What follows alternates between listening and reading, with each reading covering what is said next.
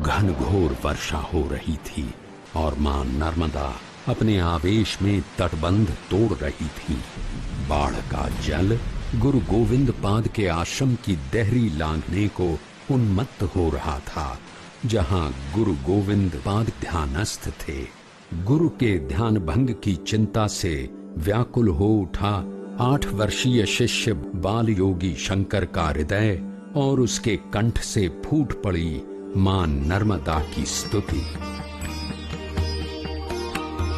सबिंदु सिंधु सुस्खलत तरंग भृंग रंजितम विशत्सु पाप जात जात तारि वारि संयुतम रुतांत दूत काल भूत भी। वो स्तुति जिसके शब्दों में सरस्वती का वास हो गया और जिसकी ध्वनि ने स्वयं चैतन्य धारण कर लिया।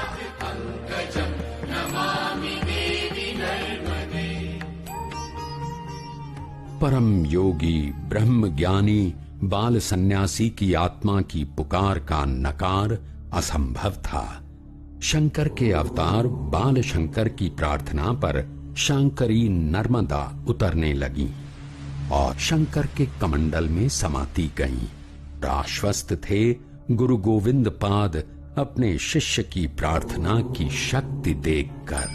कैसा अद्भुत संयोग है कि आज से 1237 वर्ष पूर्व केरल में पूर्णा नदी तट पर जन्मा बालक मध्य प्रदेश की इसी पावन धरती पर आनंददात्री मां नर्मदा के तट पर आया और 12 वर्ष की आयु में ब्रह्मानंद को उपलब्ध होकर ज्ञान की पूर्णता प्राप्त की। ब्रह्म ज्ञानी और सर्वज्ञ शिष्य शंकर को गुरु गोविंद पाद ने अद्वैत मत की दिग्विजय के लिए भारत भ्रमण का सुझाव दिया। महाज्ञानी शंकर ज्ञान की दुंदुभी बजाने निकल पड़े। आदि शंकराचार्य ने देश में चारों दिशाओं में मठों की स्थापना कर उत्तर से दक्षिण और पूर्व से पश्चिम तक देश को सांस्कृतिक रूप से एकाकार करने का अपूर्व कार्य किया। दक्षिण उत्तर के लिए कोई सेतु है तो भगवान शंकराचार्य हैं। दक्षिण और उत्तर में जो संवाद पैदा कर सकते हैं, जो एकता स्थापित कर सकते हैं। कहते हैं भगवान श्री राम ने उत्तर से दक्षिण को जोड़ा, भगवान श्री कृष्ण ने पूरब को पश्चिम से जोड़ा, लेकिन आदि गुरु ने तो उत्तर दक्षिण पूरब पश्चिम चारों तरफ से भारत को जोड़ दिया। शास्त्रार्थ के माध्यम से धर्मनगरी काशी के महापंडितों को अद्वैत मत से सहमत कर इस धर्म योद्धा ने 7 पवित्र नगरियों में से एक उज्जैनी में प्रवेश किया और कापालिकों को शास्त्रार्थ में पराजित कर उज्जैनी में अद्वैत ज्ञान की धर्म ध्वजा फहराई। आदि शंकर ने महिष्मती के उद्भट विद्वान कर्मकांडी मंडन मिश्र से भी शास्त्रार्थ किया। आदि शंकर के ज्ञान से प्रभावित मंडन मिश्र उनके शिष्य हो गए। ये एक दैवीय विधान ही है। जिस गुफा में तपस्या करके उन्होंने जाति संबंधों के बंधनों को त्याग भारतवासियों को आत्म तत्व और विशुद्ध तथा सर्वव्यापी तत्व ओम पर ध्यान लगाने की शिक्षा दी, वो गुफा मध्य प्रदेश के ओमकारेश्वर में ओमकार पर्वत में ही स्थित है। जिस ओमकार पर्वत पर ज्योतिर्लिंग के रूप में साक्षात शंकर विराजमान हैं, उसी पर्वत की गुफा में तपस्या कर आदि शंकराचार्य ने ज्ञान प्राप्त किया और जीवो ब्रह्मैव न परः, जीव ही ब्रह्म है, ये संदेश दिया। मध्य प्रदेश की माटी से उपजा अद्वैत सिद्धांत भारतीय जनमानस का व्यावहारिक धर्म बन गया। श्री शंकर ने 12 वर्ष की आयु में ब्रह्म ज्ञान प्राप्त कर उपनिषदों, ब्रह्म सूत्र तथा गीता के भाष्य लिख दिए। कई प्रमुख उपनिषदों के भाष्य तो श्री शंकर ने ओमकारेश्वर में ही लिखे। अद्वैत का अद्वितीय ज्ञान देकर अहम ब्रह्मास्मि, मैं अर्थात जीव ही ब्रह्म हूँ की उद्घोषणा करने वाली आत्मा ने शंकर रूप में यहाँ वास कर प्रदेश की इस धरती को धन्य कर दिया।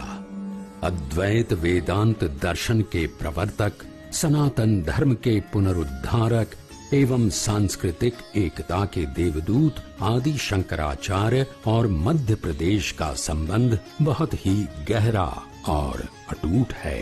युग पुरुष आदि शंकराचार्य के स्मरण को चिरस्थायी बनाने के लिए समूचा प्रदेश श्रद्धानवत है।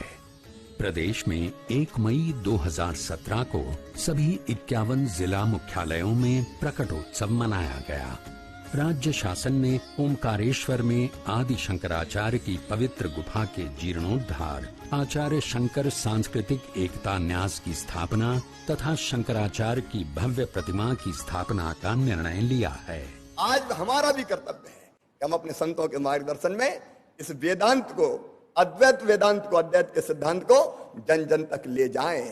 और इसलिए मन में यह आया कि प्रकट पंचमी धूमधाम से मनाओ, शंकराचार्य जी के नाम की चर्चा हो, उनके दर्शन की चर्चा हो, वेदांत की चर्चा हो, उनकी भव्य प्रतिमा उनके लिए नहीं, हमारे लिए अष्टधातु की प्रतिमा ओमकारेश्वर में लगाई जाएगी। उसके लिए गांव गांव से धातु संग्रह का काम किया जाएगा ताकि गांव गांव में शंकराचार्य जी पहुंचे, अद्वैत वेदांत पहुंचे। हम सारे सन्यासी, हम सारे साधु आदरणीय शिवराज सिंह जी चौहान आपके साथ हैं। शंकराचार्य की प्रतिमा का जो आपके मन में विचार आया है, ये विचार मुझे लगता है ये विक्रमादित्य आपके भीतर जगा है, हर्षवर्धन आपके भीतर जगा है, भोज आप में जगा है।